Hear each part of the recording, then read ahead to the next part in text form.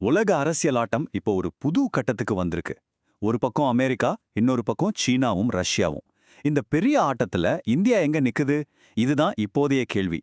சமீபத்துல நடந்த ஒரு சந்திப்பு இந்த மொத்த கேமையும் மாத்தி போடலான்னு சொல்றாங்க. வாங்க அதை எப்படின்னு கொஞ்சம் ஆழமா பார்க்கலாம். உண்மையிலே உலக அளவுல அதிகார மாற்றம் நடக்குதா?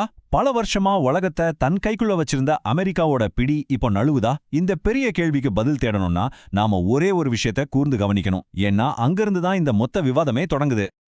இந்த கதையோட ஆரம்பமே உலகமே கண்ணை விரிச்சு பார்த்த ஒரு மீட்டிங் தான். சில தலைவர்கள் ஒரே மேடையில சந்திச்சது அது வெறும் ஒரு சாதாரண கைக்குலுக்கல் மீட்டிங் இல்ல, அத உலக அரசியலோட போக்கையே மாத்தக்கூடிய ஒரு சிக்னலா பார்க்கப்பட்டது.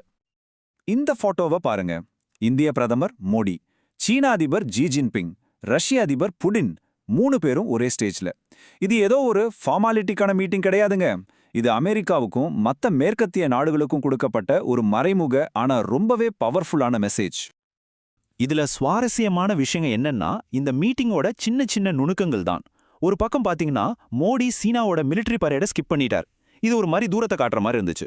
ஆனா அதே சமயம் ஜி ஜின்பிங் கூடயும் புடின் கூடயும் ரொம்பவே சுமூகமா பேசினார்.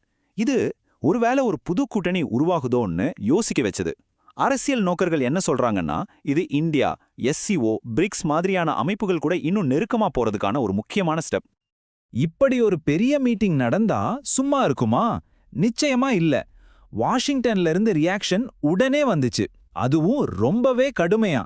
குறிப்பா அப்போதைய அதிபர் ட்ரம்ப் கிட்ட இருந்து வரி விதிப்பும் காட்டமான ட்வீட்டுகளும் பறக்க ஆரம்பிச்சது.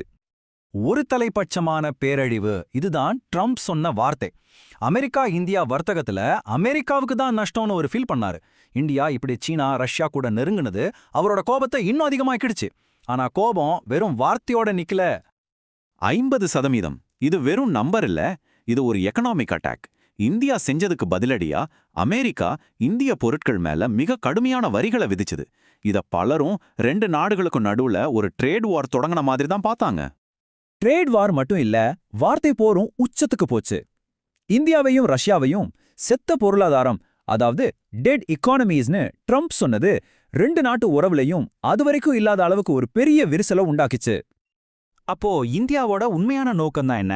இது அமெரிக்காவுக்கு எதிரான புது பிளாக்கா, இல்ல இது இந்தியாவோட சொந்த நலன்களை காப்பாத்திக்க எடுத்து வச்ச ஒரு ஸ்மார்ட் மூவா? இதுல ஆய்வாளர்களுக்குள்ள 2 விதமான கருத்து இருக்கு. ஒரு பக்கம் ஜான் போல்டன் மாதிரி ஆட்கள் இதை ரொம்ப ஆபத்தான கூட்டணியா பாக்குறாங்க. அமெரிக்காவோட உலக ஆதிக்கத்தை குறைக்க சீனா, ரஷ்யா, இந்தியா 3 ஒன்னு சேருதுன்னு எச்சரிக்கிறாங்க. ஆனா இன்னொரு பக்கம் இருக்கிற ஆய்வாளர்கள் என்ன சொல்றாங்கன்னா, இல்ல இது இந்தியாவோட ஒரு ஸ்மார்ட்டான பல்முனை அணிசேர்க்கை உத்தி, அதாவது மல்டி அலைன்மெண்ட் ஸ்ட்ராட்டஜி. அப்போ இந்த பல்முனை அணிசேர்க்கை அப்படின்னா என்ன? ரொம்ப சிம்பிளா சொல்லணும்னா, ஒரே ஆளை நம்பி இருக்காம பலரோடவும் நல்ல உறவை மெயின்டைன் பண்றது. அதாவது அமெரிக்காவை மட்டும் சார்ந்து இல்லாம ரஷ்யா, சீனான்னு எல்லா பெரிய சக்திகள் கிட்டையும் உறவு வச்சுக்கிட்டு தனக்கான சுதந்திரத்தையும் முடிவெடுக்கும் உரிமையையும் பாதுகாத்துக்கிறது தான் இந்த பாலிசி.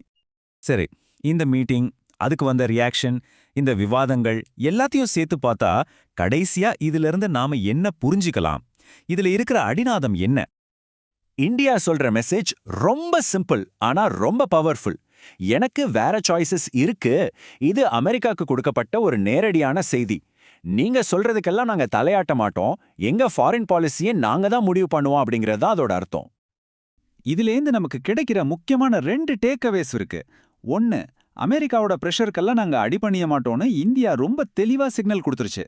2வது, ரொம்ப சுவாரஸ்யமான விஷயம் என்னன்னா, அமெரிக்கா இந்தியாவை தன் பக்கம் இழுக்க பாக்குறேன்னு சொல்லி செய்யற விஷயங்களே ஒருவேளை இந்தியாவை சீனா ரஷ்யா பக்கம் இன்னும் நெருக்கமா தள்ளலாம்.